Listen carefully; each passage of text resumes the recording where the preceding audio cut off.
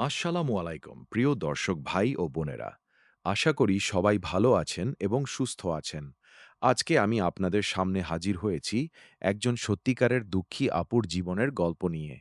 এই গল্পটা শুনলে অনেকের চোখে পানি আসতে পারে। এই আপুর নাম টিয়া। টিয়া আপুর বাবা অনেক দিন আগেই ইন্তেকাল করেছেন।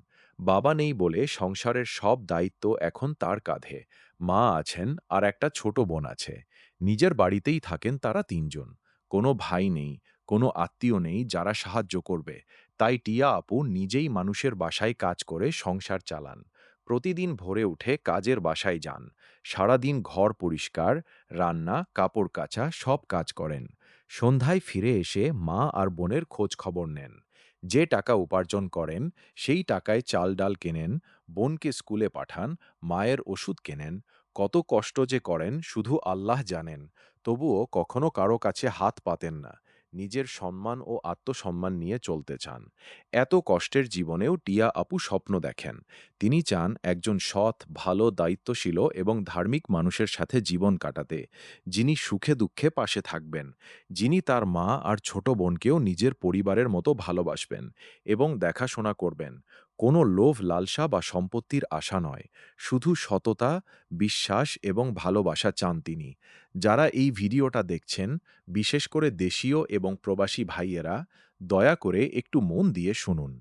যদি ভিডিওটা ভালো লাগে তাহলে আমার চ্যানেলে সাবস্ক্রাইব করে দিন এবং পাশের বেল আইকনে ক্লিক করে দিন, যাতে নতুন ভিডিওর নোটিফিকেশন পান।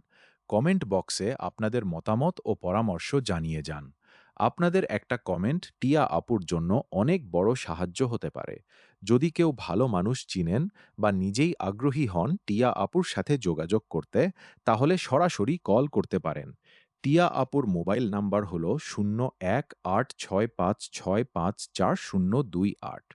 আবার একবার বলছি, নাম্বারটি হল 0186565408। দয়া করে নাম্বারটি সংরক্ষণ করে রাখুন।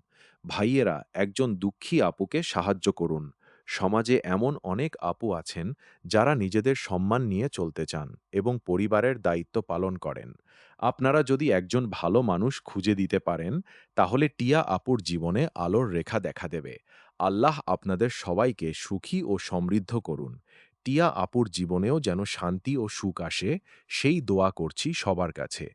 যদি কেউ এই ধরনের সাহায্য করতে চান বা অন্য কোনো দুঃখী মানুষের গল্প শেয়ার করতে চান, তাহলে কমেন্ট করে জানান। আমি চেষ্টা করব যতটা সম্ভব সাহায্য করার এবং তাদের গল্প আপনাদের সামনে তুলে ধরার। সবশেষে বলি, আল্লাহ হাফেজ। সবাই ভালো থাকবেন, সুস্থ থাকবেন এবং পরিবারের সাথে সুখী থাকবেন। পরবর্তী কোনো ভিডিওতে আবার দেখা হবে ইনশাআল্লাহ। আল্লাহ আপনাদের সবাইকে রহমত ও বরকত দান করুন। আমিন।